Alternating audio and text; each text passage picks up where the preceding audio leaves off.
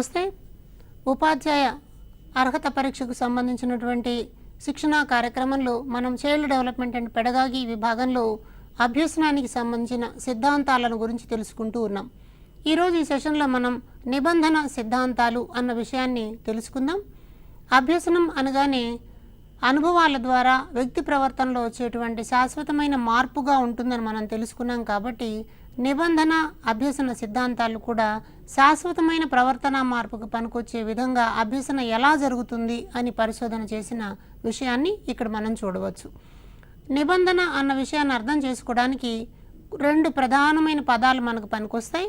వాటిలో ఒకదాన్ని ఉద్దీపన అంటాం, రెండవ దాన్ని ప్రతిస్పందన అంటాం.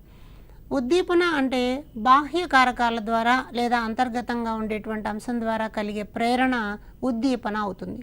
దానికి మనిషి చూపేటువంటి ప్రతిస్పందన అని అన్నది చర్యారూపంగా కనిపిస్తుంది అన్నమాట.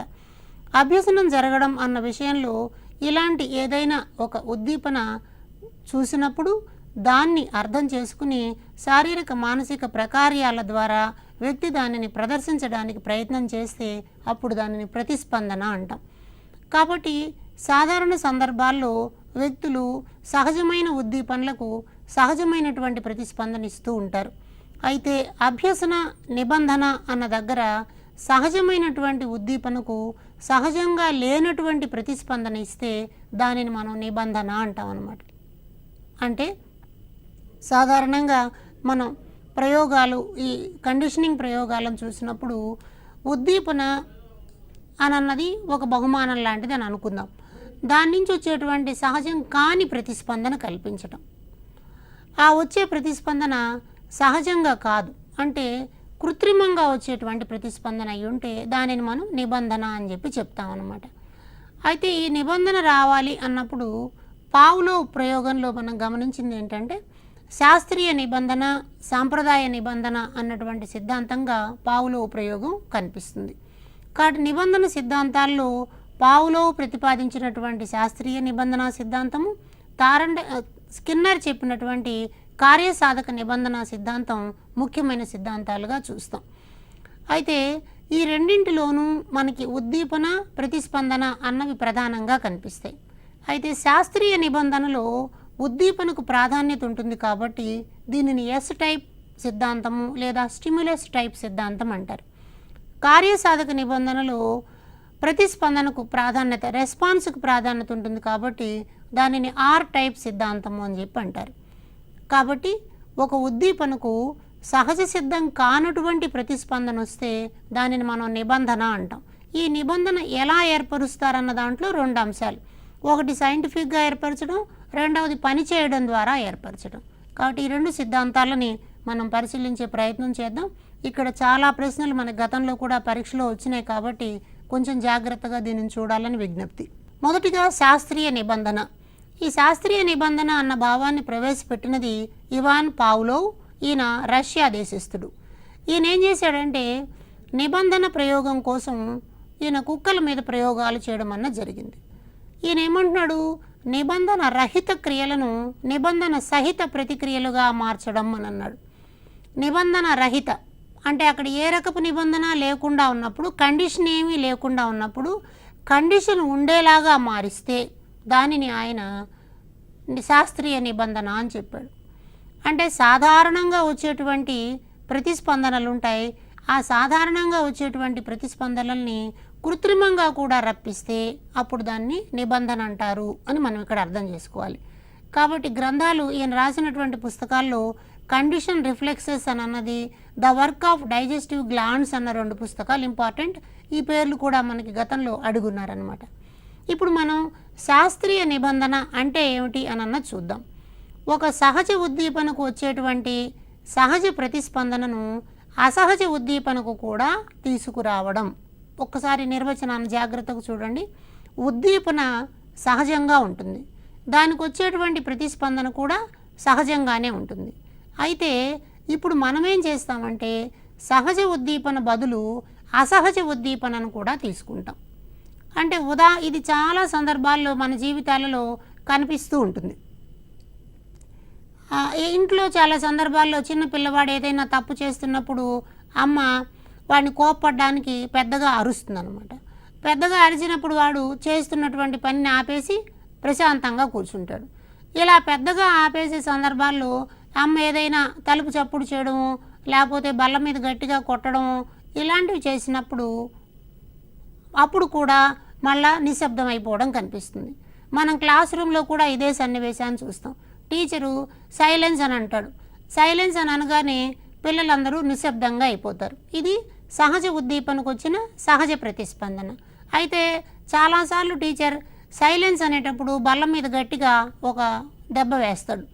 ఈసారి సైలెన్స్ అనకుండా బల్ల మీద గట్టిగా కొట్టినప్పుడు కూడా క్లాసులో పిల్లలందరూ నిశ్శబ్దంగా మారిపోతారు. ఇలా మారిపోతే అసహజమైనటువంటి ఉద్దీపనకు కూడా సహజమైన ప్రతిస్పందన వచ్చినట్టు. టీచర్ సైలెన్స్ అని అనడమేమో సహజ ఉద్దీపన, పిల్లలందరూ నిశ్శబ్దంగా మారిపోవడం సహజ ప్రతిస్పందన. టీచర్ బల్ల మీద గట్టిగా కొట్టడం అసహజమైనటువంటి ఉద్దీపన, పిల్లలందరూ నిశ్శబ్దంగా మారిపోవడం సహజమైన ప్రతిస్పందన. కాబట్టి శాస్త్రీయ నిబంధనలో అసహజమైనటువంటి ఉద్దీపనకి కూడా సహజమైన ప్రతిస్పందన రప్పించవచ్చు అని చెప్పినటువంటి వాడు పావ్లోవ్ అన్నమాట. ఈ పావ్లోవ్ సిద్ధాంతం కుక్కల మీద జరిగింది. ఇందులో కుక్కకి ఆహారాన్ని ఇచ్చినప్పుడు లాలాజలం ఊరడం అన్నటువంటిది ఈయన ప్రయోగంలో కనిపిస్తుంది. ఇందులో కొన్ని దశల్లో మనం దీన్ని అర్థం చేసుకోవచ్చు. 1వ దశలో ఏం జరుగుతుందో చూడండి. సాధారణంగా ఈ దశల మీద ప్రశ్నలు ఉంటాయి.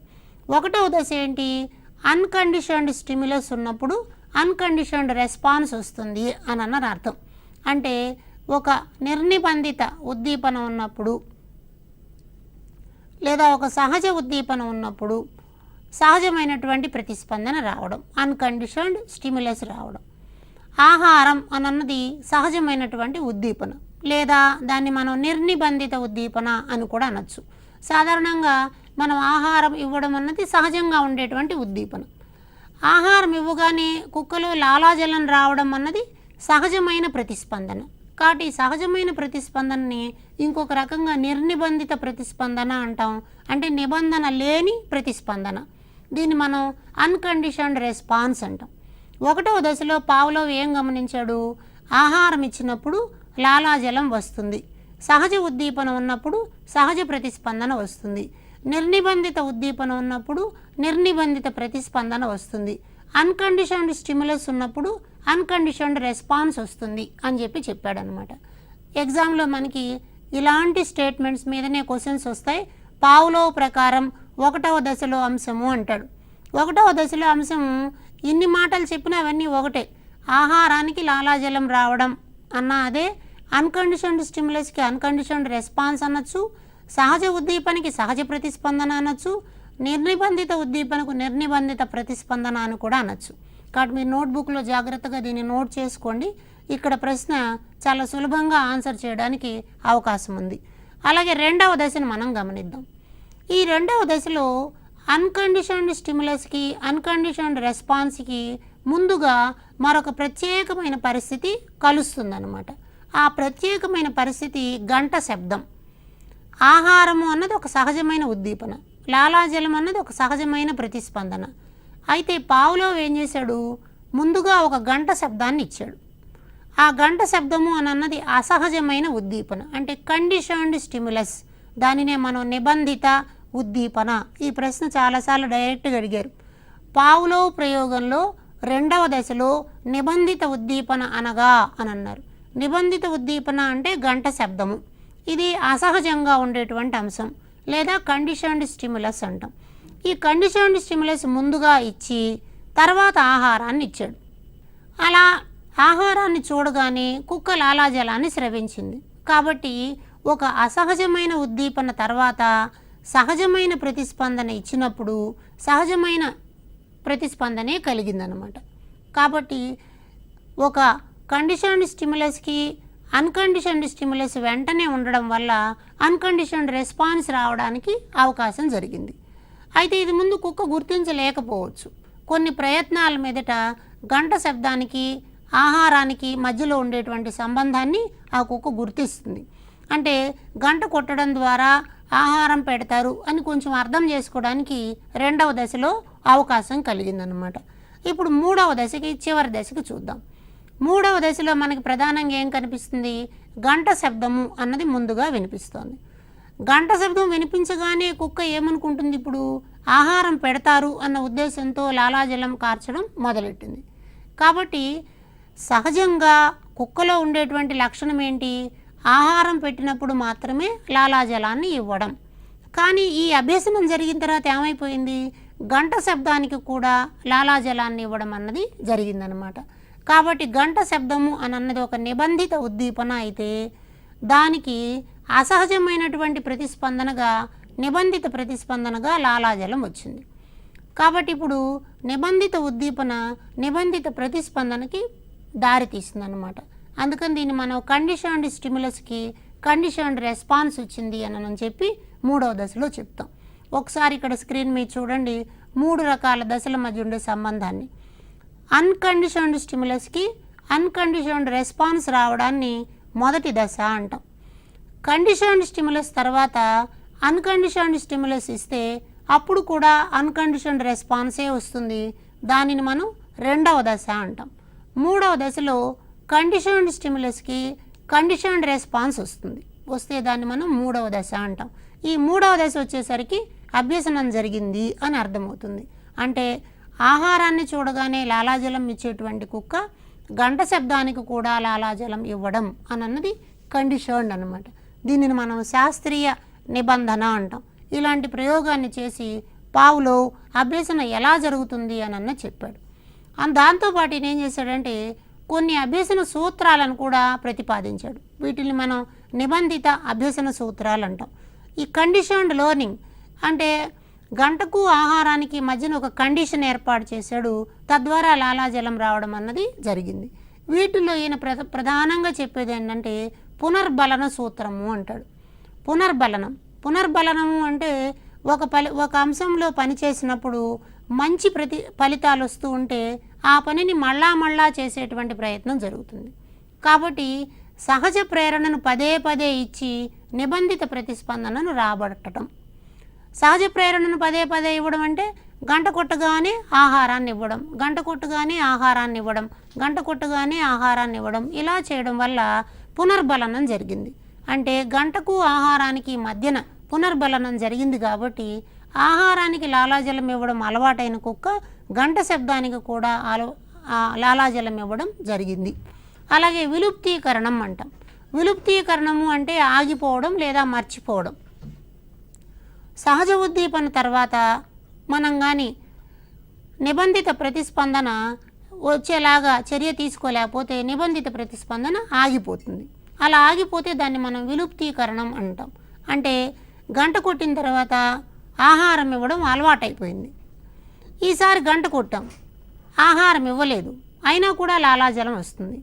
తర్వాత మళ్ళీ గంట కొట్టాం, ఆహారం ఇవ్వలేదు, అయినా లాలాజలం వస్తుంది. 2-3 సార్లు జరిగిన తర్వాత ఈసారి ఆహారం రాదు కాబట్టి అది లాలాజలాన్ని ఇవ్వడం మానేస్తుంది అన్నమాట. కాబట్టి సహజ ఉద్దీపన పదే జరగకపోతే నిబంధిత ప్రతిస్పందన ఆగిపోతుంది అన్నది ఇక్కడ మనం గమనించాల్సిన అంశం అన్నమాట. దీన్ని విలుప్తీకరణం అంటాం. అలాగే ఆయత్న సిద్ధ స్వాస్థ్యము. ఆయత్న సిద్ధ స్వాస్థ్యము అంటే అనుకోకుండా రావడం అని అర్థం.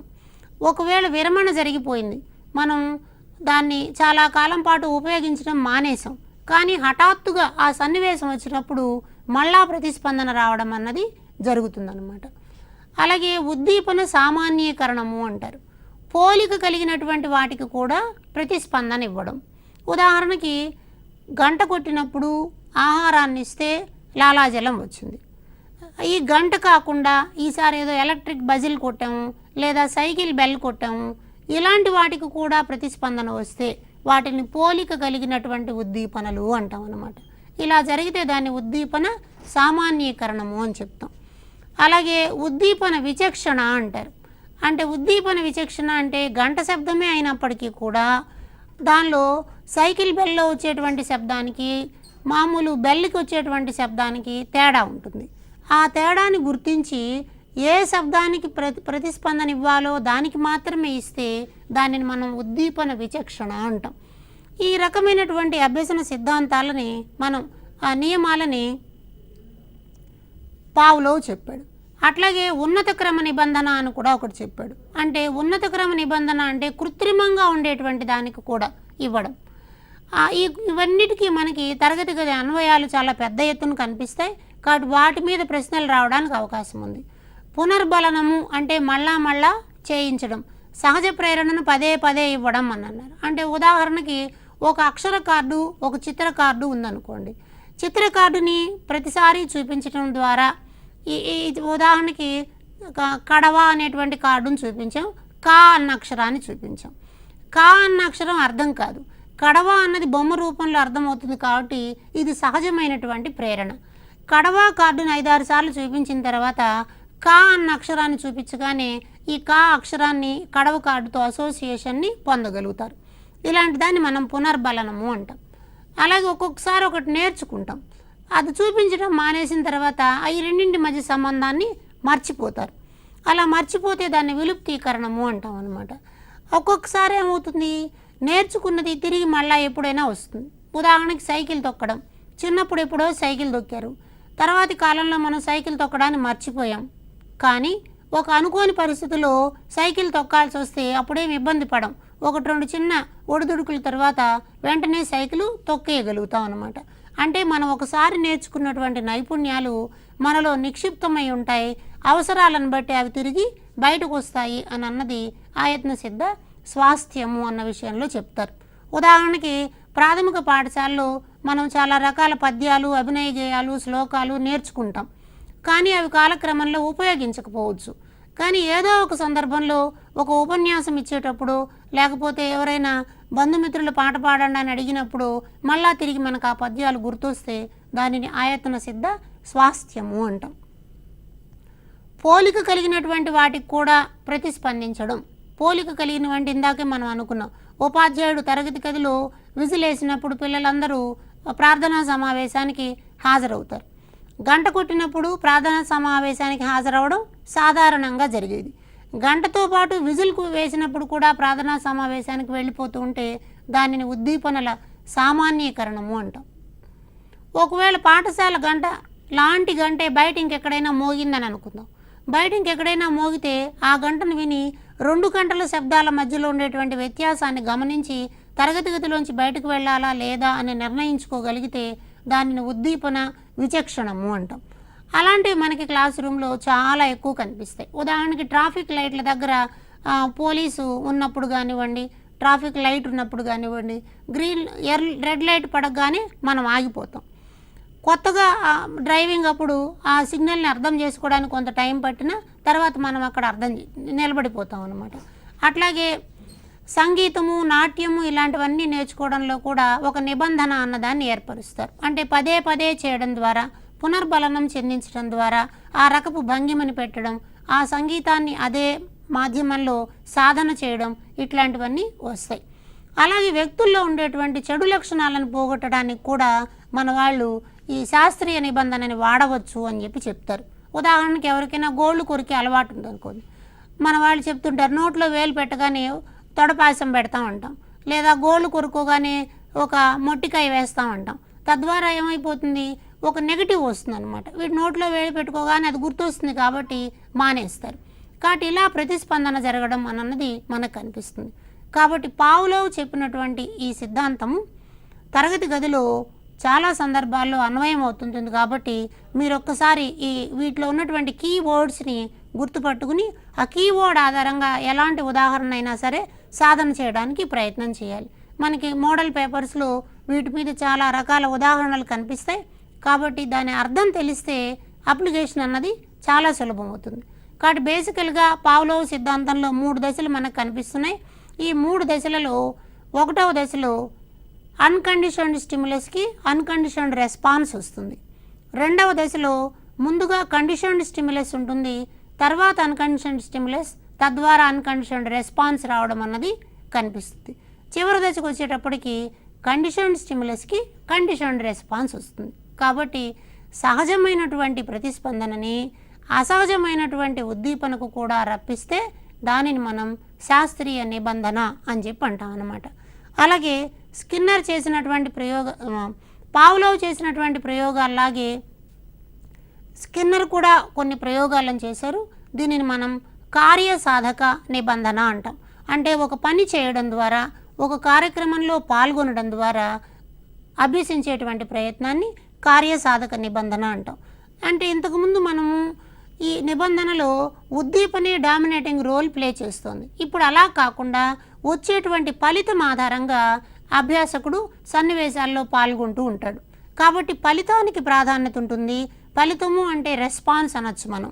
కాబట్టి రెస్పాన్స్కి ప్రాధాన్యత ఉంటుంది, ప్రతిస్పందనకి ప్రాధాన్యత ఉంటుంది. కాబట్టి దీనిని ఆర్ టైప్ సిద్ధాంతము అంటారు. ఆర్ టైప్ సిద్ధాంతం. ఈ ప్రయోగంలో అక్కడ వస్తువులను తాకటం వలన మీట నొక్కడం అనేటువంటి ఒక పని ఉంటుంది. కాబట్టి దీనిని పరికరాత్మక నిబంధన అని కూడా పిలుస్తారు. అలాగే ప్రచాలక నిబంధన అని కూడా ఉంది. కాబట్టి కార్యసాధక నిబంధన అన్న, ఆర్ టైప్ సిద్ధాంతం అన్న, ప్రచాలక నిబంధన, పరికరాత్మక నిబంధన ఇవన్నీ కూడా దీనికి ఉండేటువంటి పేర్లు. దీనిని ప్రవేశపెట్టిన వారు బిఎఫ్ స్కిన్నర్. ఈ స్కిన్నరు బిహేవియర్ ఆఫ్ ఆర్గానిజమ్స్ అన్న గ్రంథాన్ని రాశాడు.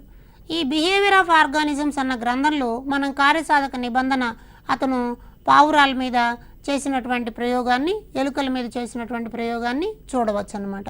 ఇక్కడ ఫలితానికి ప్రాధాన్యత ఉంటుంది. కాబట్టి తారండైక్ చెప్పినటువంటి ఫలిత నియమం ఇందులో ప్రధానంగా మనకు కనిపిస్తుంది. అంటే ఉపయోగకరమైనటువంటి ప్రతిస్పందనలు ఉపయోగించడం ద్వారా సహజ ఉద్దీపనలను మనం పునర్బలనం చేయవచ్చు అంటారు. అంటే ఇచ్చేటువంటి ప్రతిస్పందన లాభం కలుగుతుంది అని అనుకున్నప్పుడు మనం పునర్బలనం చేస్తే అభ్యసనం జరుగుతుంది అంటారు. ఈ ఎలుకల మీద ప్రయోగం చేయడానికి ఈయన ఒక పేటిక లాంటిది వాడాడు. దానిని మనం స్కిన్నర్ పేటిక లేదా పజిల్ పెట్టె అని కూడా అంటారనమాట. ఇందులో ఒక మీట ఉంటుంది, స్విచ్. ఆ స్విచ్ నొక్కినప్పుడు దానికి తలుపు తెరుచుకుని ఆహారం రావడం, అది ఆహారాన్ని తినడం అన్నది మనకు కనిపిస్తుంది. అయితే ఈ ప్రయోగంలో ఒక 4 ప్రధాన అంశాలు ఉన్నాయి. ఒకసారి చూడండి.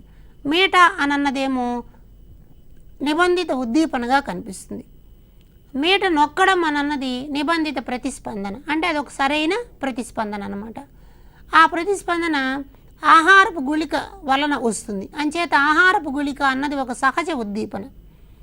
ఎక్కువసార్లు దాన్ని పునర్బలనం చెందేటువంటి ఉద్దీపనగా చేస్తామన్నమాట. ఇప్పుడు మనం ఆహారం తినడం అన్నది సహజ ప్రతిస్పందన. కాబట్టి కొంచెం పదాలు జాగ్రత్తగా గుర్తుపట్టండి. ఆహారపు గుళిక అన్నది నేను తినాలి అన్న కోరికను కలిగిస్తుంది. అంచేత ఇది సహజమైన ఉద్దీపన. అది దొరికాక తినేస్తే సహజమైన ప్రతిస్పందన. అయితే ఇప్పుడు మనం ఏం చేస్తున్నాం ప్రయోగంలో, సహజమైనటువంటి ఉద్దీపన వచ్చేటువంటి దానిని బట్టే ప్రతిస్పందన కూడా ఉంటుంది అంటున్నాడు. అంటే సహజమైన ఉద్దీపన ఎప్పుడు దొరుకుతుంది? సరిగ్గా మీటను నొక్కితే మాత్రమే దొరుకుతుంది. కాబట్టి సరిగ్గా మీటను నొక్కడము అని అన్నది సరైనటువంటి ప్రతిస్పందన. ఒకవేళ మీట నొక్కలేకపోతే ప్రతిస్పందన సరిగా లేదని అర్థం, అప్పుడు ఆహారం రాదు. కాబట్టి ప్రతిస్పందనను బట్టి ఉద్దీపన ఉంటుంది, స్టిమ్యులస్ని బట్టి రెస్పాన్స్ ఉంటుంది అని చెప్తే దానిని మనం కార్యసాధక నిబంధన అంటాం. ఇక్కడ జరిగేటువంటి పునర్బలనంలో ఆయన చేసినటువంటి ప్రయోగంలో ఎలుక కొన్ని ప్రయత్నాల మీదట ఆ స్విచ్ని నొక్కుతుందన్నమాట. స్విచ్ని నొక్కిన తర్వాత ఆహారం వస్తుంది, అది ఆహారాన్ని తింటుంది. పావురం కూడా ఈ ప్రయోగాల్లోనే మనకు కనిపిస్తుంది. పావురం ఆ స్విచ్ని నొక్కుతుంది, ఆ తర్వాత ఆహారం రాగానే ఆహారాన్ని తింటుంది. ఇది ఆహారం తినాలి అని ఆహారము అన్నటువంటి ఒక ప్రేరణ కలిగించేటువంటి అంశం ఎదురుగుండా ఉంటుంది. కాబట్టి ఆ ఉద్దీపన కోసం ఇది ప్రతిస్పందన చూపిస్తుంది. కాబట్టి ఆహారం తినాలనుకున్నప్పుడు అది ప్రతిస్పందిస్తుంది. ఎలా? మీటను నొక్కడం ద్వారా. మీటను నొక్కింది కాబట్టి ఆహారం దగ్గరకు వస్తుంది, దానిని తినేస్తుంది. అంచేత పునర్బలనము అని అన్నది ఇక్కడ మంచి ప్రవర్తనని ప్రోత్సహించడం కోసం వాడవచ్చు, లేదా చెడు ప్రవర్తనలను తగ్గించడం కోసం కూడా వాడవచ్చు అంటాడు స్కిన్నర్. కాబట్టి పునర్బలనము ధనాత్మక కోణంలో ఉండొచ్చు, రుణాత్మక కోణంలో ఉండొచ్చు. అంటే ఈ పునర్బలనం చెందడం మళ్ళీ మళ్ళీ చేసేటప్పుడు మీట నొక్కగానే ఆహారం వచ్చింది, మీట నొక్కగానే ఆహారం వచ్చింది, కాబట్టి ఒక మంచి జరుగుతోంది కాబట్టి ఈ పని నేను చేస్తాను అన్న భావన వస్తుంది.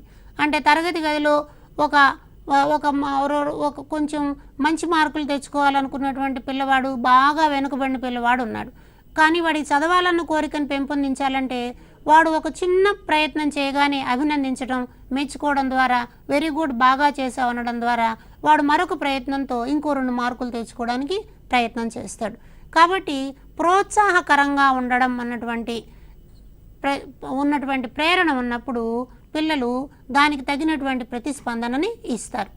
అలాగే చెడుతనాన్ని తగ్గించడానికి కూడా దీనిని వాడవచ్చు అన్నమాట. అట్లాగే ఆకృతీకరణము అంటాం. ఆకృతీకరణం అంటే మనం ఏ మార్పుని పిల్లల్లో తీసుకురావాలనుకున్నామో ఆ మార్పు చేసేలాగా పునర్బలనం చెందించడం. ఉదాహరణకు తరగతి గదిలో నుంచి గ్రంథాలయానికి పిల్లలందరూ వరుసగా వెళ్ళాలి, లేకపోతే నీళ్లు తాగేటప్పుడు వరుసగా వెళ్ళాలి, తరగతి గది బయట చెప్పులన్నీ వరుసగా పెట్టాలి, పాఠ్యపుస్తకాలని శుభ్రంగా చినిగిపోకుండా బ్యాగ్లో ఉంచుకోవాలి. ఇలా ఏవైతే మనం మంచి పనులు అనుకుంటున్నామో ఆ మంచి పనులు చేసే సందర్భాలను ప్రోత్సహించడం ద్వారా, ఏ విద్యార్థి అయితే పుస్తకాలను నీట్గా ఉంచుకున్నాడో అతనికి ఒక స్టార్ ఇవ్వడం ద్వారా, పిల్లలందరూ లైన్లో వెళ్ళడాన్ని రోజు దాన్ని మనం ప్రాక్టీస్ చేయడం ద్వారా ఆ రకపు లక్షణాన్ని పొందుతారు. ఇలా పొందడాన్ని మనం ఆకృతీకరణము అంటాం. కాబట్టి స్కిన్నర్ ప్రయోగంలో మంచి అనుకున్నటువంటి దానిని పలుమార్లు చేయించి దాన్ని ప్రోత్సహిస్తున్నారు అన్నటువంటి దానివల్ల ఆ పనిని మళ్ళీ చేస్తారు. కాబట్టి పిల్లలు దాన్ని నేర్చుకుంటారు. కాబట్టి అభినందన, ప్రోత్సాహము అన్నది ధనాత్మకమైనటువంటి పునర్బలన అంశాలు. తద్వారా సహజమైనటువంటి ప్రతిస్పందన వస్తుంది. నేర్చుకోవడం ప్రతి వ్యక్తిలోనూ ఉండేటువంటి సహజమైన ప్రతిస్పందన. ఆ ప్రతిస్పందన బయటకు రావాలి అంటే మనము ఇచ్చేటువంటి ప్రేరణ బాగుండాలి అన్నది ఇక్కడ ముఖ్యమైన అంశం అన్నమాట. కాబట్టి ఈయన పునర్బలనానికి సంబంధించి కొన్ని నియమాలను చెప్పాడు. వాటిల్లో ఒకదాన్ని ఈ పునర్బలనం నిరంతరాయంగా ఉండాలి అంటాడనమాట. అంటే ప్రతి సరైన ప్రతిస్పందనకి పునర్బలనం ఇవ్వాలి. అంటే మనం తరగతి గదిలో పిల్లలు చేసే ప్రతి మంచి పనిని కూడా అభినందిస్తూ ఉంటే, ఇంట్లో పిల్లలు చేసే ప్రతి మంచి పనిని అభినందిస్తూ ఉంటే వాళ్ళు మళ్ళీ అదే పనిని చేయడానికి మొదలెడతారు. ఉదాహరణకి పిల్లలు ఉదయం నిద్ర లేవగానే దుప్పటి మడత పెట్టడం, ఒకవేళ దుప్పటి దుండు మడత పెట్టి సరి చేశారనుకోండి, అప్పుడు మనం అభినందించినట్లయితే ప్రతిరోజు ఆ పని చేస్తారు.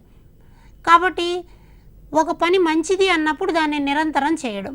రెండవది పునర్బలనం, స్థిర కాల వ్యవధులలో పునర్బలనం ఇవ్వడం. అంటే ఒక స్పెసిఫిక్ ఇంటర్వెల్స్ అన్నమాట. ఫర్ ఎగ్జాంపుల్, ఒక పీరియడ్ జరుగుతున్నప్పుడు ఒక్కొక్క పని అయిపోగానే పునర్బలనంగా అభినందన ఇవ్వడం. ఉదాహరణకు ఒక కృత్యాన్ని చేశాడు, చేసిన వెంటనే ఒక పునర్బలనాన్ని ఇవ్వడం. అలాగే నోట్స్ రాశాడు, ఒక పునర్బలనాన్ని ఇవ్వడం. అలాగే సమాధానాలు చెప్పాడు, ఒక పునర్బలనాన్ని ఇవ్వడం. ఇట్లా నిర్దిష్ట కాల వ్యవధులలో కానీ చేసినట్లయితే దాన్ని స్థిర కాల వ్యవధి పునర్బలనం అంటాం. అలాగే స్థిర నిష్పత్తిలో ఇవ్వడం అన్నమాట, నిర్ణీత సంఖ్యలో. ఇది కూడా గుర్తుపెట్టుకుని ఒక నిర్దిష్ట కాల వ్యవధిలో ఇన్నిసార్లు పిల్లల్ని అభినందించాలి, ఇన్నిసార్లు పిల్లలకి గుర్తు చేయాలి అన్నదాన్ని చెప్తే దాన్ని స్థిర కాల వ్యవధి నిష్పత్తి అంటాం. ఉదాహరణకి మనం పరీక్ష హాల్లో చూస్తూ ఉంటాం, వాళ్ళు ప్రతి అరగంటకు ఒకసారి ఒక బెల్ మోగిస్తారు. మీకున్న 3 గంటల సమయంలో ఇప్పుడు 2 గంటలు అయిపోయింది అంటారు. కాబట్టి 2 గంటలు అయిపోయింది అనగానే మనం ఏం చేస్తాం, వేగంగా రాయడం అన్న మనలో ఉండేటువంటి సహజ ఉద్దీపనని బయటకు తీసుకొచ్చి దానిని ప్రదర్శించే ప్రయత్నం చేస్తామన్నమాట. అలాగే చరశీలమైనటువంటి పునర్బలనం, ఎప్పుడో ఒకప్పుడు, అంటే ప్రతిసారి ఇవ్వకుండా అప్పుడప్పుడు ఇట్లాంటి పునర్బలనం కలిగించినట్లయితే అది కూడా పిల్లల్లో ప్రోత్సాహాన్ని ఇచ్చి ముందుకు తీసుకుపోవడానికి పనికొస్తుంది అనమాట. ఇలా స్కిన్నర్ ఏం చేశాడంటే, ఒక పనిని నేర్చుకోవడం అన్నటువంటిది ఒక కార్యం చేయడం ద్వారా పూర్తవుతోంది. కాబట్టి దీనిని ఈయన కార్యక్రమయుత అభ్యసనము అని అన్నాడు. ప్రోగ్రామ్డ్ లెర్నింగ్ అంటాం. ఈ ప్రోగ్రామ్డ్ లెర్నింగ్లో ఒక పెద్ద అంశాన్ని కూడా చిన్న చిన్న విభాగాలుగా చేస్తారు. వీటిని మనం చట్రాలు లేదా ఫ్రేములు అంటాం. ఒక ఫ్రేమ్ పూర్తయిన తర్వాత పునర్బలనం ద్వారా పిల్లలు రెండవ ఫ్రేమ్లోకి వెళ్తారు. అంటే ఉదాహరణకి ఒక 5 వరుస లెక్కల పత్రం ఉందనుకుందాం. మొదటి వరుస లెక్కలు చేసేస్తారు. తద్వారా మా పిల్లలు ఇది సక్సెస్ అయిపోతారు, వెరీ గుడ్ అని టీచర్ అంటారు. తద్వారా వచ్చినటువంటి ప్రోత్సాహంతో రెండవ ఫ్రేమ్లోకి వెళ్ళి అక్కడి లెక్కలను చేస్తారు. ఇవి కూడా సాధిస్తారు. సాధించడం ద్వారా పిల్లలు మంచి ప్రేరణ పొందుతారు. కాబట్టి తక్షణ పునర్బలనం అన్నది జరుగుతుంది. అయితే ఎక్కడైనా తప్పు చేస్తే అక్కడక్కడే స్వీయ మూల్యాంకనం చేసుకోవడానికి కూడా అవకాశం ఉంటుంది. కాబట్టి పిల్లవాడు ఎప్పుడు క్రియాత్మకంగా ఉంటాడనమాట. ఈ టోటల్ ప్రాసెస్లో పిల్లవాడు కేంద్రీకృతంగా ఉండడం అన్నది జరుగుతుంది. ఎవరికి వచ్చిన వేగంతో ఎవరి వైయక్తిక భేదాలతో వాళ్ళు నేర్చుకోవడానికి వీలవుతుంది. కాబట్టి కార్యక్రమయుత అభ్యసన విధానం అన్నది తరగతి గది బోధనలో వైయక్తిక భేదాల ఆధారంగా బోధన చేయడానికి, శిశు కేంద్రీకృత బోధనా పద్ధతులను అమలు చేసుకోవడానికి, పిల్లవాని వేగాలతో తను ఎంత వేగంతో నేర్చుకునేవాడో ఆ వేగంతో నేర్చుకోవడానికి, అలాగే ఎక్కడికక్కడ స్వీయ మూల్యాంకనం చేసుకోవడానికి అవకాశం కలిగే విధంగా తరగతి గది బోధనాభ్యసన ప్రక్రియలు ఉండాలి అని మనకి ఈ స్కిన్నర్ ప్రయోగం తెలియజేస్తుంది. కాబట్టి పావులోవ్, స్కిన్నర్ ప్రయోగాల రెండింటిని పరీక్ష దృష్ట్యా జాగ్రత్తగా గమనించాలని విజ్ఞప్తి చేస్తూ ఈ కార్యక్రమాన్ని ముగిస్తున్నాను. ధన్యవాదాలు.